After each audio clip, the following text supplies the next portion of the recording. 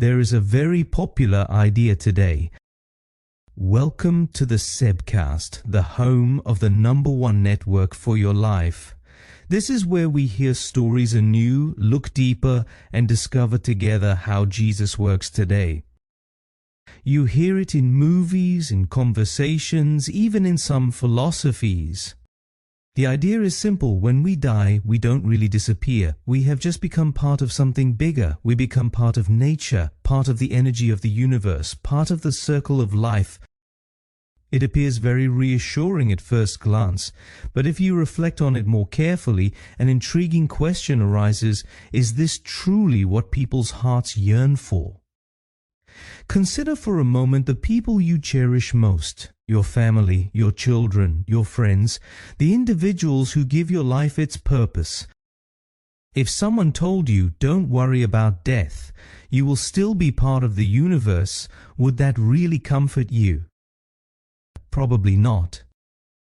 Because the deepest desire of the human heart is not merely to continue existing, but to do so personally, to still be able to love, to still be loved, to still be recognized. The Bible describes this hope in a surprisingly personal way. In 1 John 3:2 it says, "Beloved, now we are children of God, and it has not yet been revealed what we shall be, but we know that when He appears, we shall be like Him." Notice how personal this language is. It's not that we dissolve into the cosmos, nor that we become part of anonymous energy. Instead, we retain our individual identity. This is one of the most distinctive aspects of the Christian hope. It states that the future is not merely about survival, but about restoration.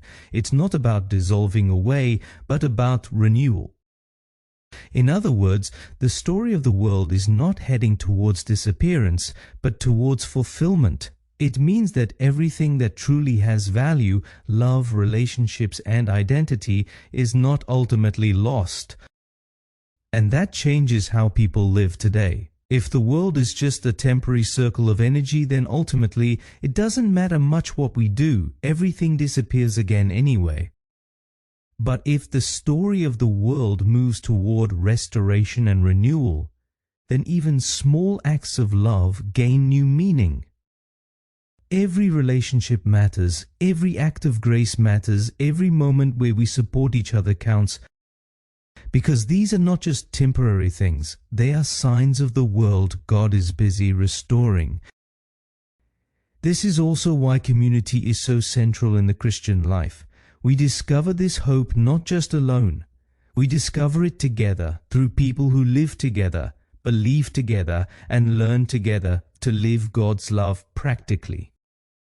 This is exactly what we mean when we talk about a #1 network for your life, a community where people realize that their lives are not just part of an anonymous circle, but part of a bigger story in which God knows and restores every person. Because ultimately, the human heart does not merely long to exist, it strives to be personally known and loved forever.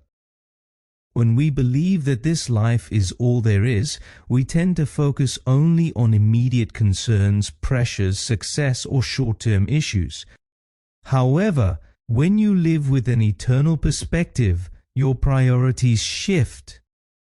Today, ask yourself, what issues in my life will matter in 10 years or even forever? Begin to invest more time and energy into those matters, relationships, faith, and people's lives. Until tomorrow, take care.